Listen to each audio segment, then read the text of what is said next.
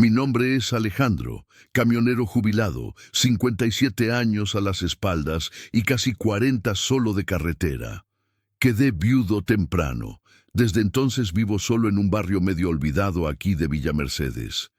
Vida simple, sin lujos. Solo yo, mi radio viejo, una cocina de 4 hornallas y el camión que Dios me dio fuerzas para mantener hasta hoy. Esa semana solo estaba haciendo un flete rápido, cosa poca. Recogí unas bobinas de acero en Córdoba para llevar a una metalúrgica en Mendoza. Ni era por dinero, era más para no oxidarme, ¿sabes? Para no perder la costumbre de poner el pie en la ruta. Soy del tipo que extraña el silencio. La ida fue tranquila, la vuelta no tanto. Era un martes, debían ser las 7:30 de la noche. Juro que tenía la cabeza solo en llegar pronto, tomar un baño caliente y acostarme. La radio de la cabina estaba fallando. Solo chirridos, la ruta vacía, la oscuridad empezando a cerrar. Ya había pasado por un lugarcito llamado Las Flores, bien pequeño, y agarraba un tramo de recta antes de caer en una sierra más empinada. Fue ahí que pasó. Lo vi al borde de la ruta, haciendo señas con el brazo estirado de un modo medio desesperado.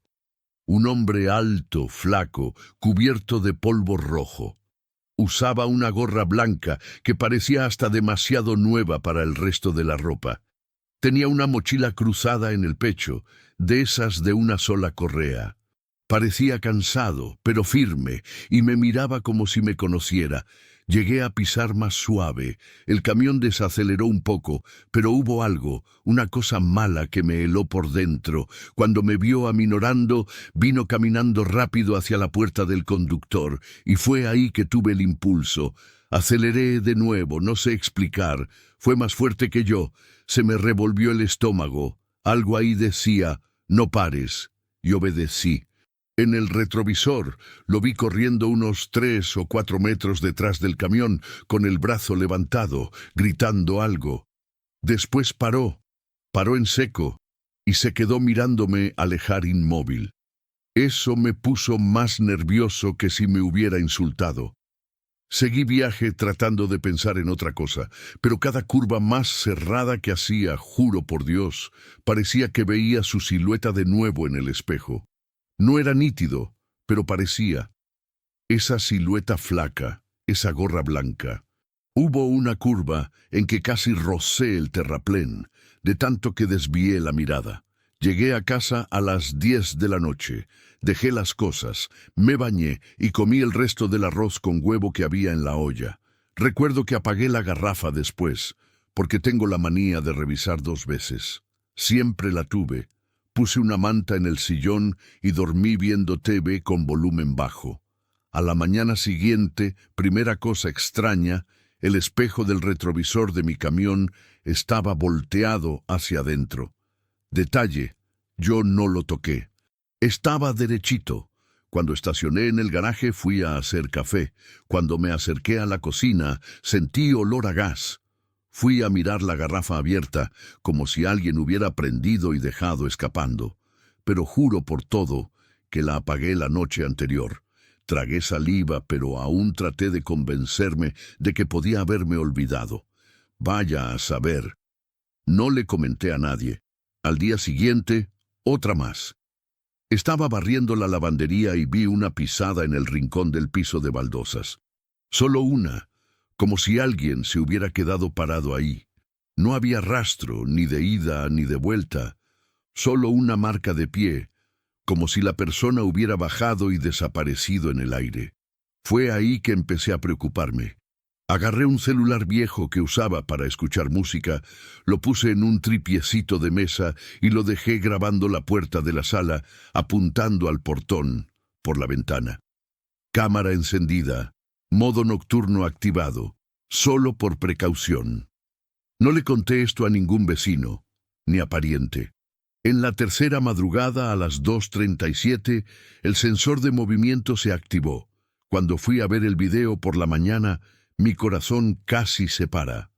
Ahí estaba él, el hombre de la gorra blanca, parado del lado de afuera del portón. Parado, mirando directo a la puerta de la sala.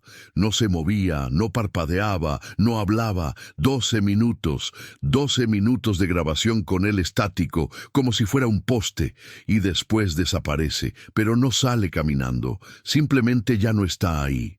El video continúa, el portón continúa, todo normal, menos él. Temblé todo el día, borré el video. Es decir, creí que lo había borrado.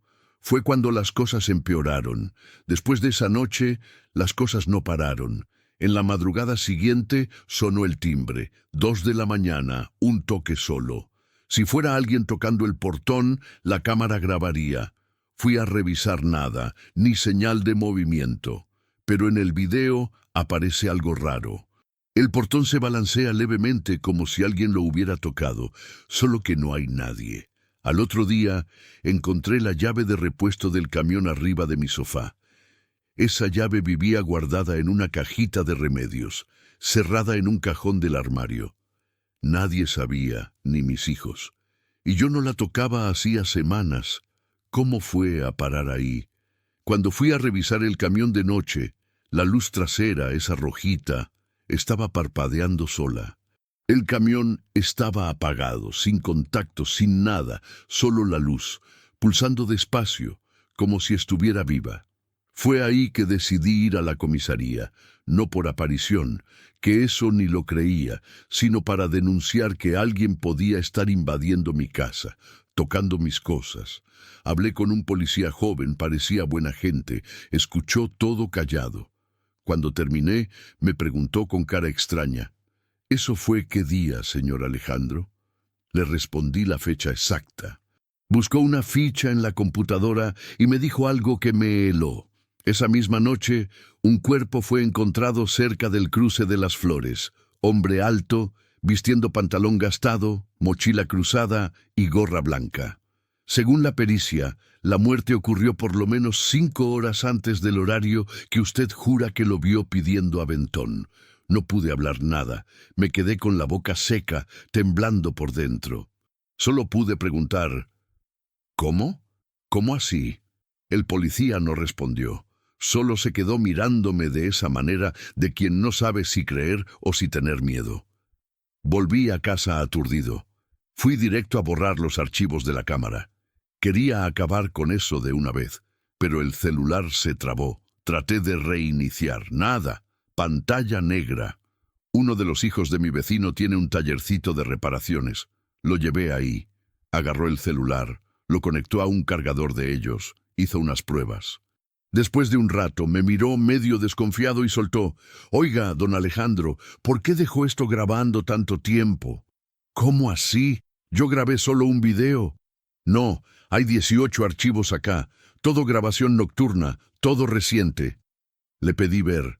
Uno por uno fue abriendo, todos con ese mismo ángulo de la puerta de la sala. En todos ahí estaba él, el hombre de la gorra blanca, a veces parado en el portón, a veces al lado de la ventana. En una de las madrugadas aparece en el lateral de la casa, en otra parado en la lavandería, inmóvil, solo mirando, siempre de lejos, hasta que vino el último video grabado la noche anterior. El hombre está dentro de la sala, parado detrás del sillón donde suelo dormir. El celular siguió grabando, lo muestra parado por 5 minutos. Después da un paso y la grabación se corta sola. Le pedí al muchacho borrar todo. Lo intentó. El celular se trabó de nuevo. Pantalla congelada. Sacó la batería. Cuando lo prendió de nuevo, los videos todavía estaban ahí. Me fui a casa sin el aparato. En el camino, paré en una estación de servicio. Me quedé horas en la parte trasera del camión, sin valor para volver. Cuando amaneció, fui directo a casa, solo para agarrar unas ropas, 2 mudas y una manta. Desde entonces nunca más volví. Vivo en la ruta. Duermo en patios, estaciones, gomerías, donde se pueda. Llevo todo conmigo. Ya no tengo más dirección. Me volví visita hasta para los hijos. ¿Y sabes qué? Hasta hoy, de vez en cuando me estoy lavando los dientes en los baños de estación, siento que hay alguien detrás de mí. No miro, Solo cierro la ducha, me seco la cara y vuelvo al camión, porque si es quien creo que es, solo me está acompañando porque no paré, y ahora parece que ya no tengo a dónde ir. Quien me contó fue Esteban, uno de los pocos de la vieja guardia que todavía ruedan por ahí entre Neuquén y Cipolletti, conocido en las estaciones por la costumbre de manejar con la radio apagada y por siempre tener una respuesta lista cuando alguien hablaba de apariciones de ruta. Pero esa madrugada ni él pudo explicar. Era comienzo de semana, poco antes de las 3 de la madrugada. Cielo limpio, suelo agrietado de tan seco y un silencio que solo la Patagonia sabe dar. Esteban venía de Roca, llevando carga liviana, cajas de piezas plásticas y seguía tranquilo. Conocía cada curva, cada bache y hasta los tramos donde el GPS enloquecía por falta de señal. Pero en esa curva, esa maldita curva, su camión casi no pasó. Dijo que fue la primera vez que sintió el volante pelear con él, literalmente, como si algo estuviera empujando el vehículo hacia el lado equivocado, hacia el lado del abismo. Primero vino un viento fuerte, pero la Patagonia es seca. Y cuando hace viento, hace de una vez, no a ráfagas. Aquello ahí era diferente, una secuencia de ráfagas cortas, certeras, empujando de forma rítmica, como si alguien estuviera probando la fuerza que necesitaba para voltear el camión. Esteban se aferró firme, redujo, puso primera luz baja, pie pesado en el freno motor. El camión temblaba entero y ya no oía nada además del viento y el crujido metálico que venía de abajo, como si una chapa estuviera vibrando sola. Cuando logró atravesar la curva y encontró un refugio más adelante, paró con el corazón en la boca, bajó tambaleándose, sudado. Y lo que dijo que más le marcó fue el silencio total después que el viento paró. Un silencio seco, sin grillo, sin pájaro, como si el lugar hubiera contenido la respiración. Volvió a la cabina aún mareado y rodó hasta la estación más cercana. Se tomó un café, trató de dormir, pero el ruido del viento no se le fue de la cabeza. Juró que cada ráfaga parecía venir de una dirección específica, no aleatoria, parecía dirigida. Días después, ya con la cabeza más fría, volvió ahí, solo que esta vez en auto pequeño. Paró con calma, caminó por el lateral de la ruta y fue ahí que vio una estructura extraña, un tipo de entrada de galería cubierta de pasto seco y escombros, con un tubo ancho, medio expuesto, todo corroído. En la entrada había una placa de hierro antigua, bien comida por el tiempo.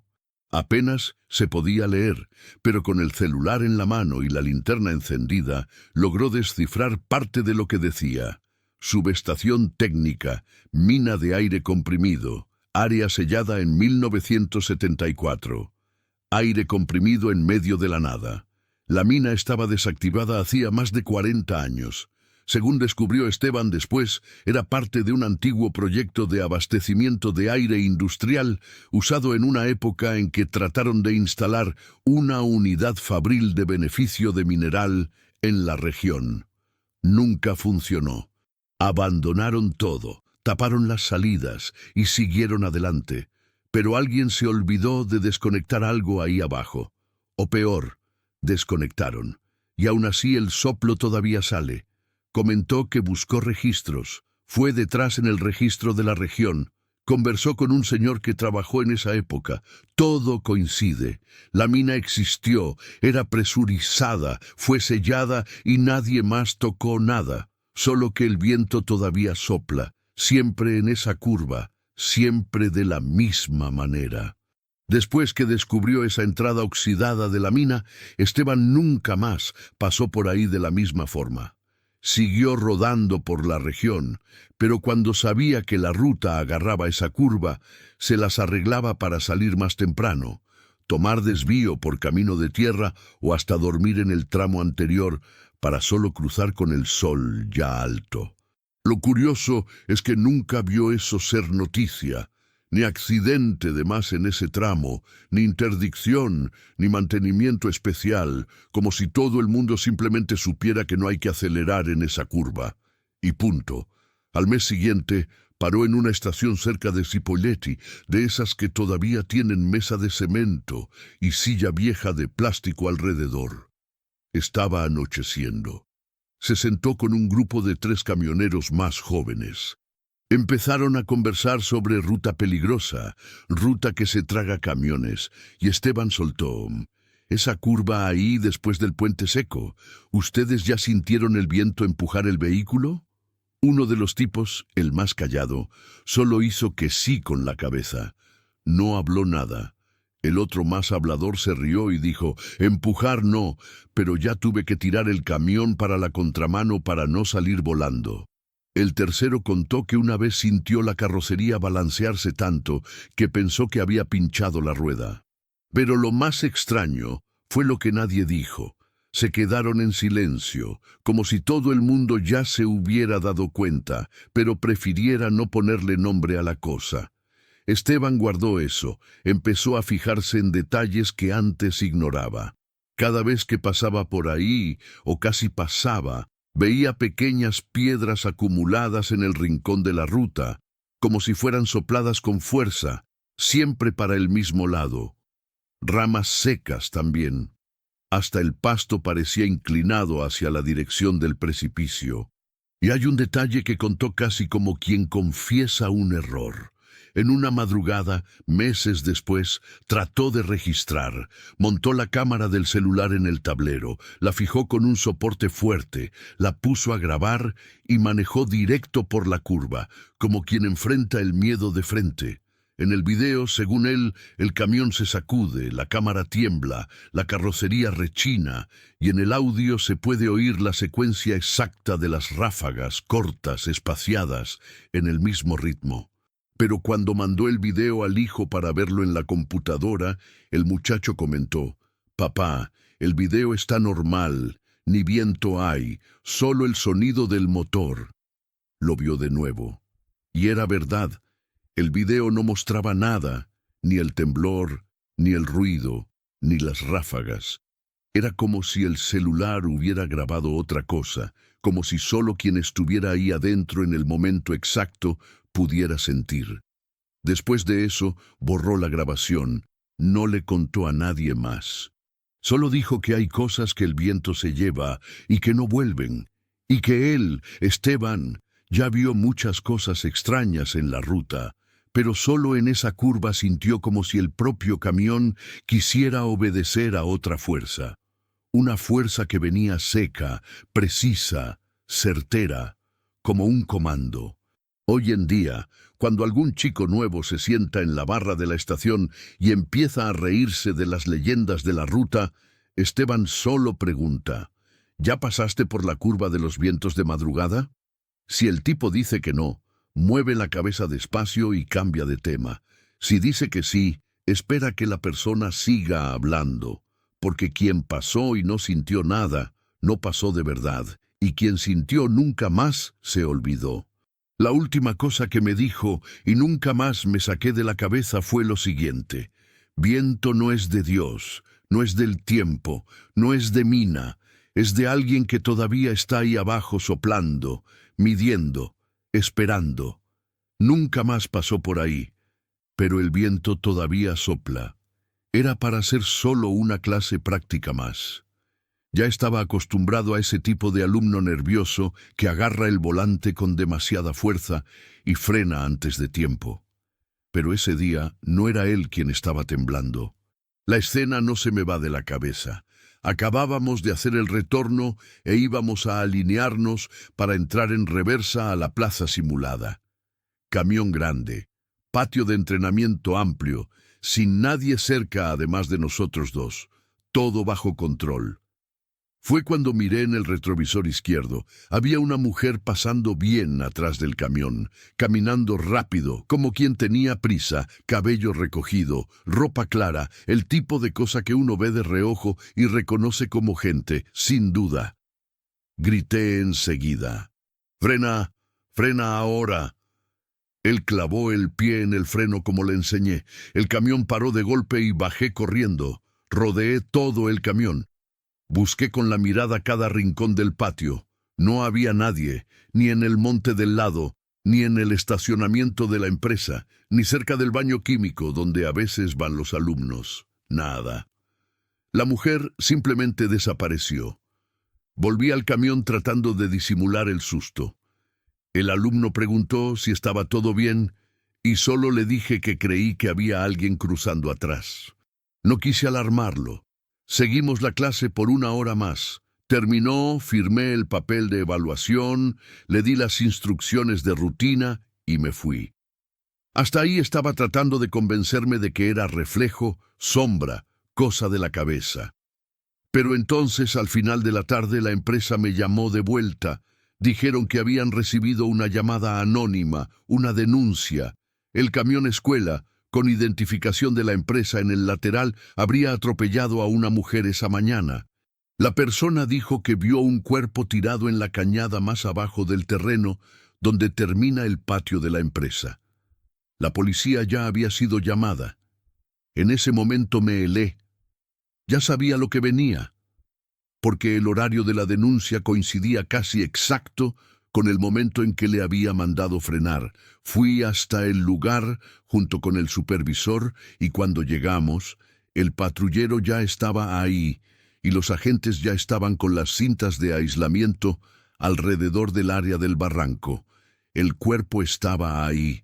No voy a describir lo que vi, no es esa la cuestión. Solo voy a decir lo que comentó el perito en el momento, aún sin informe oficial. Hay marcas de neumático, parece que fue arrastrada. Lo más extraño, nadie, ni vecino, ni empleado, ni nadie ahí cerca oyó el momento del impacto. Ningún ruido, ningún grito, ningún sonido de camión acelerando o frenando en el barranco. Y lo peor, no hubo sangre visible en el patio, ningún rasguño en el paragolpes, ninguna señal de que el camión hubiera tocado a alguien, pero el horario coincidía y yo la había visto en el retrovisor, la misma ropa, la misma silueta, el mismo cabello recogido. Era ella, era la mujer que había visto y que en ese momento pensé que era alguien distraída cruzando el patio. Pero ahora estaba ahí. Y ya no había vuelta atrás. A partir de ahí, todo cambió. Después de ese día, nunca más pude dormir bien. La empresa inició el protocolo interno de investigación. Llamaron al alumno, revisaron su ficha, vieron que era su segunda clase práctica. Un chico bueno, callado, de esos que prestan atención a todo. No entendió nada cuando lo llamaron para conversar de nuevo. Fui junto. Cuando le contamos lo que había pasado, el chico se quedó paralizado. Se puso pálido enseguida. Lo primero que dijo fue, «¿Pero yo paré? Usted me mandó parar y yo paré». Y tenía razón, hizo todo bien. Yo le mandé parar, solo que ahora había una mujer muerta con marcas de neumático y el camión era el nuestro. La policía abrió investigación, los peritos vinieron, sacaron fotos del lugar, recogieron las imágenes de la cámara externa de la empresa, que por mala suerte o casualidad no agarraba el fondo del patio donde pasó todo. Solo mostraba el camión moviéndose y después parando. El resto era sombra, pared y monte. El informe salió 3 días después y fue peor de lo que esperaba. Decía que el cuerpo tenía marcas compatibles con un vehículo de gran porte y que el patrón de arrastre posiblemente se inició aún en movimiento. En otras palabras, ella puede haber sido golpeada sin que nadie se diera cuenta. La parte más difícil fue escuchar al comisario preguntarme, «¿Usted está seguro de que no sintió nada, ni un impacto leve?» Y yo ya no sabía qué responder en el momento. Quería decir que no, pero ¿y si me había distraído? ¿Y si el alumno había metido un cambio equivocado? ¿Y si quedó todo por eso mismo? El caso fue archivado como accidente sin testigo. La empresa no fue responsabilizada y yo tampoco, por lo menos no oficialmente. Pero aquello nos destruyó por dentro. El chico nunca más volvió a las clases, pidió desvinculación de la autoescuela, devolvió el material y nadie más oyó hablar de él.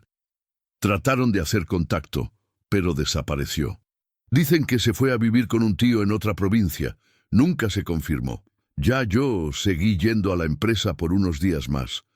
Cumplí unas citas agendadas, di 2 o 3 clases teóricas, pero cada vez que subía a un camión, la mano empezaba a sudarme y miraba el retrovisor cada 20 segundos, buscando, esperando, evitando ver de nuevo lo que ya había visto una vez. En la última clase que di, me paralizo solo de recordar.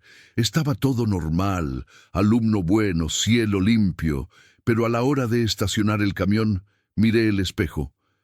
Juro por todo lo más sagrado, vi de nuevo.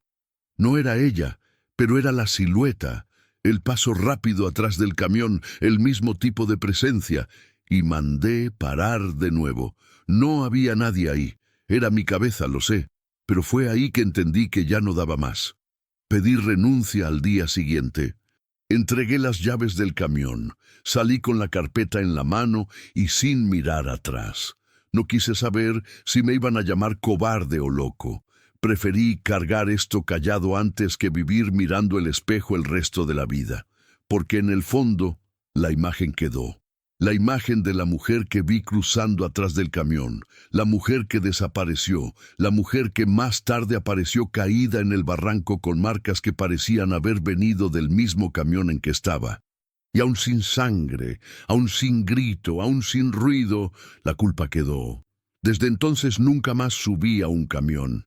No suelo hablar de esto con nadie, ni con mi mujer, ni con los pocos amigos que quedaron después, pero hay noches que cierro los ojos y vuelvo a ese día. No hay remedio que quite, no hay rezo que limpie. Fue hace unos 3 años o 4, no sé. Venía de Córdoba con el camión cargado de chatarra liviana, cosa que la gente llama limpieza de patio, pieza de ventilador, aire acondicionado viejo, cuadro de bicicleta, rueda abollada, todo prensado encajado en la caja abierta.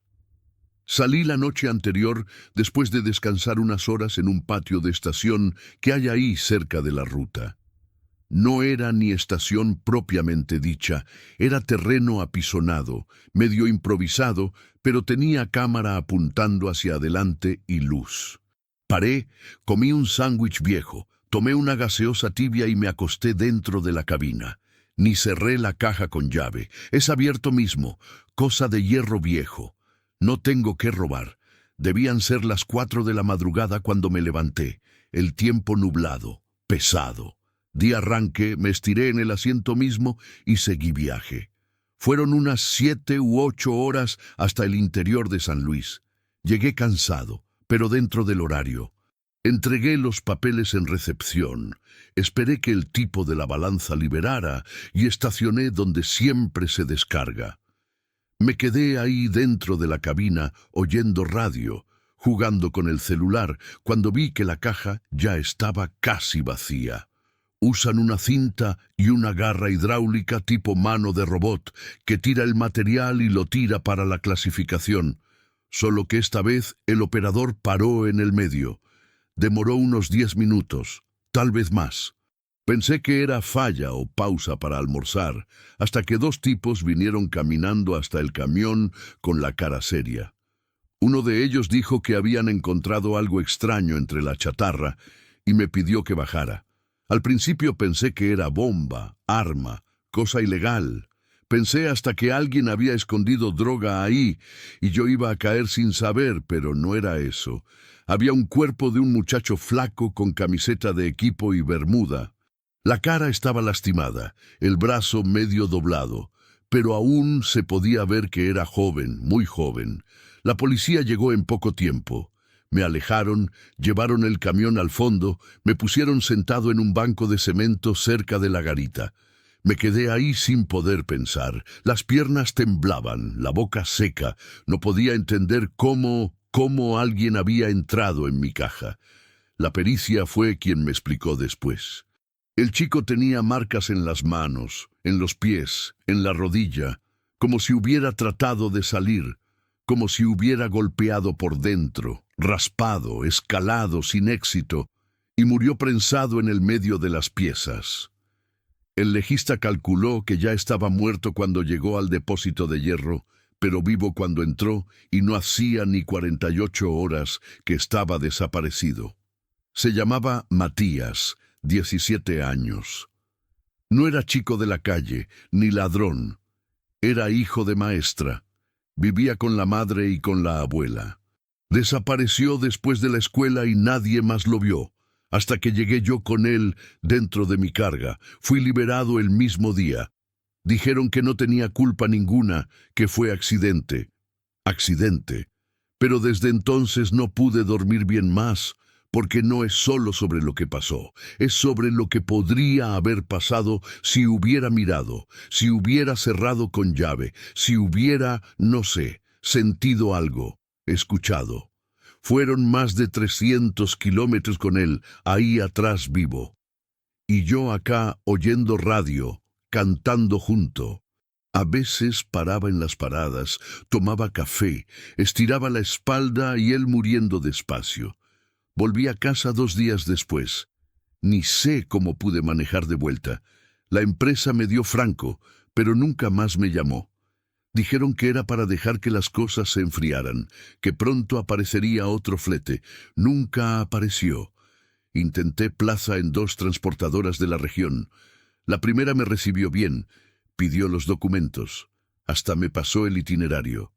Al día siguiente cancelaron. La segunda fue más directa.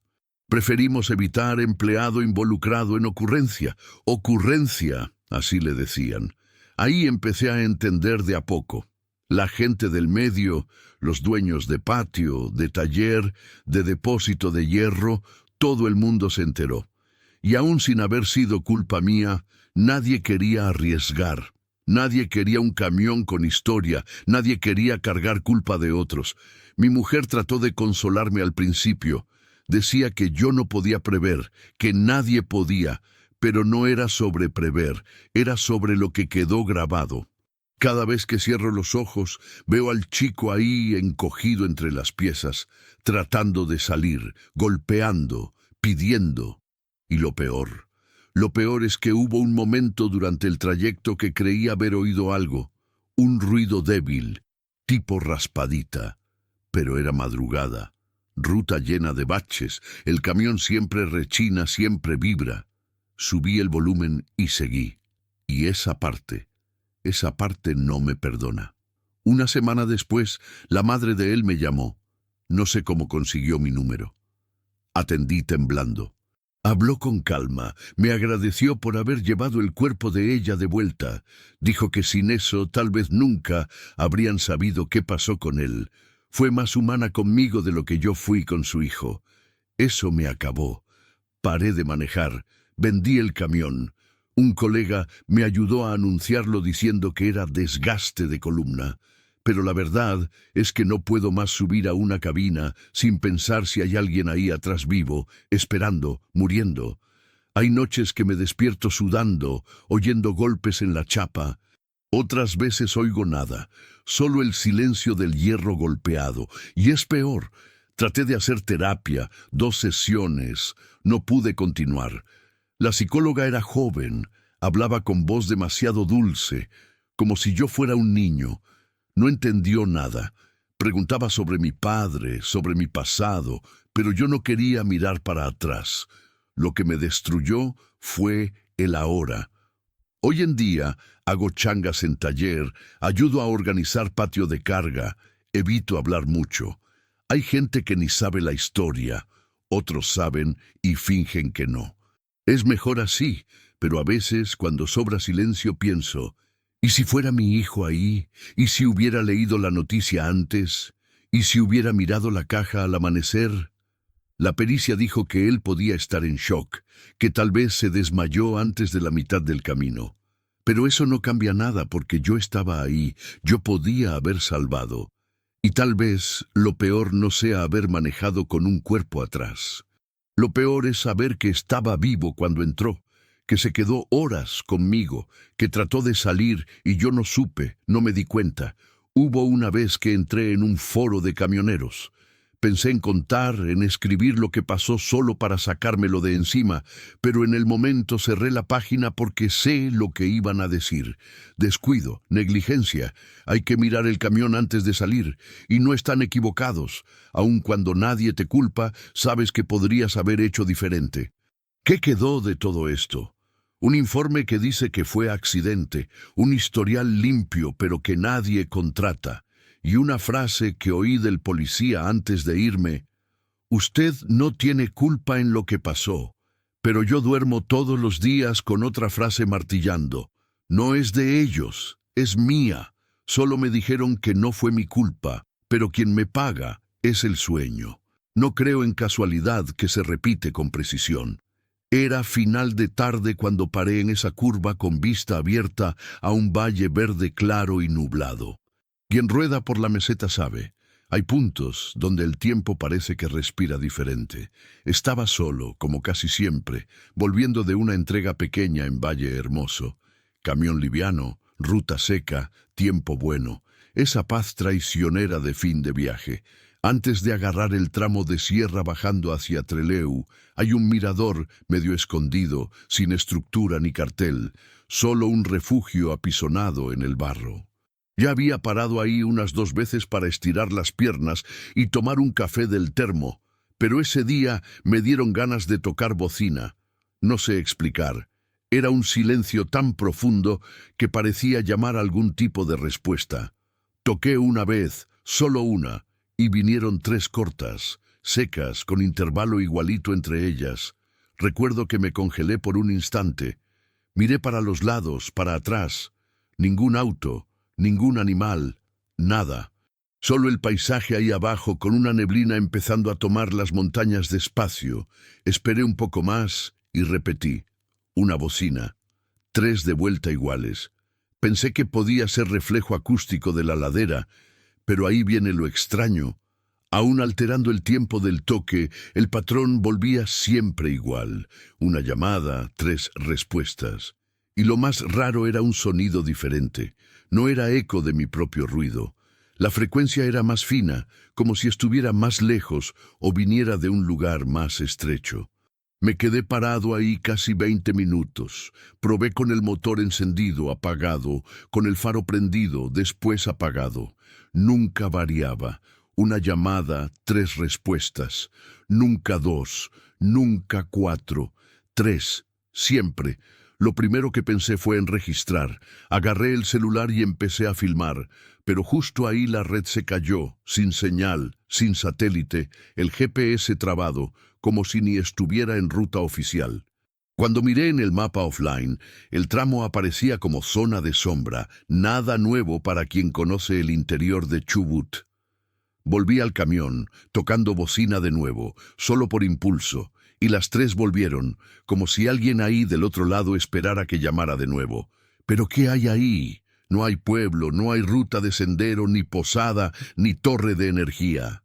Esa noche dormí en Trelew, con el ruido en la cabeza, no por miedo, sino por un tipo extraño de ansiedad, como si hubiera hablado con alguien o algo y no supiera qué. Al día siguiente, le conté al playero de la estación, un señor callado, con cara de quien ya escuchó de todo. No dijo mucho, solo preguntó, ¿era hoy? Y cuando confirmé que sí, que había sido al final de la tarde, solo respondió con un susurro, mirando al monte. Entonces está bien. Eso me bajó atravesado. En los días siguientes traté de olvidar. Vida de ruta no para, pero de ahí a poco estaba marcando una entrega por casualidad de nuevo para ese lado, y fui de nuevo. Mismo horario, mismo tramo, mismo silencio. Toqué bocina y esta vez nada, ninguna vuelta. Intenté 2, 3 veces. Alteré el tiempo, esperé que el viento parara, pero el sonido no respondió ni una vez. Me quedé ahí por más de media hora. Pasó un auto solo, una pick-up vieja con 2 señores. Ni me miraron. Cuando me fui, volví con la certeza de que no era cosa del sonido, ni de la piedra, ni del viento. Era del día y era conmigo. Volví 4 veces más. No le hablé a nadie, no comenté con familia, ni con colegas de ruta. Traté de actuar como si nada me hubiera afectado, pero aquello me tiraba. Inventaba carga, elegía tramo, cambiaba horario, todo para coincidir con ese final de tarde específico. El mismo día, misma semana, mismo cielo, o lo más cerca de eso. Nada. Tocaba bocina, esperaba, ni viento ni respuesta. El lugar seguía igualito, solo que mudo. Fue ahí que resolví preguntar a gente de la región. Fui a la feria de Esquel. Entablé charla con quien vendía condimento, fruta, queso de cabra. Casi todos, cuando hablaba de la curva, solo sonreían pequeño y cambiaban de tema. Uno me dijo que ahí era zona muerta de señal. Otro dijo que no pasaba de historia de camionero cansado, pero hubo una señora de las más viejas que me dijo solo esto: ese día las piedras recuerdan, en los otros no. Le pedí que me explicara, pero solo respondió ya mirando para el lado. Lo que recuerda responde. Eso me dio escalofríos, no por lo que dijo, sino por la manera que lo dijo, como quien no ve nada de más en algo que ya aceptó hace tiempo. Un tiempo después, pude conversar con un técnico de la municipalidad de Esquel que dijo que esa región tenía sí formaciones propicias para eco, pero que el comportamiento que yo describía no coincidía con ninguna explicación física conocida. Hasta me sugirió llevar a alguien de la universidad para hacer medición, y fue lo que hice. 3 meses después, llevé un conocido que daba clases en Comodoro. Llevó micrófono direccional, medidor de decibeles, tablet con espectro de frecuencia. El diablo. Marcamos para el mismo día de la semana, mismo horario, todo igual. Llegamos temprano. A él le pareció fascinante el lugar. Silencio absoluto, solo grillos y el ruido de nuestra respiración. Tocamos bocina una vez, nada. Otra vez 3 veces. Silencio total. Nos quedamos ahí hasta que oscureció sin respuesta. Fue educado. Dijo que el relieve podía haber cambiado, o que tal vez la temperatura de la roca influyera. Me agradeció por la experiencia y anotó unas cosas, pero vi en su cara. Era escepticismo mezclado con frustración, no porque pensara que mentí, sino porque no había nada que explicar. En el viaje de vuelta me quedé recordando la primera vez, la precisión de las respuestas, el silencio anterior, el olor del monte ese día, el cielo medio blanquecino que parecía aguantar el sonido ahí arriba para devolverlo en otro tono. Me quedé meses sin volver, pero no paré de pensar. Aquello se volvió una especie de faro mental.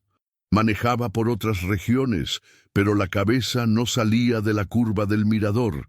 A veces me pillaba pensando si alguien más habría oído, si las respuestas volvían solo para quien llegaba vacío. Hasta que mucho tiempo después paré en un boliche de borde de ruta en Río Mayo, un lugar olvidado con 2 mesas de madera y una estufa vieja de sándwiches. Un señor se sentó a mi lado, entabló conversación despacio, manera calma. No recuerdo el nombre. Solo sé que después de un rato me miró con cara de quien ya sabía lo que le iba a preguntar.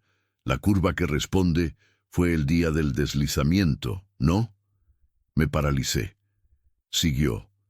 Fue hace muchos años. Se cayó un barranco ahí. 7 personas murieron. Un micro pequeño de esos que lleva gente para sendero. Nunca salió en el diario, era grupo local.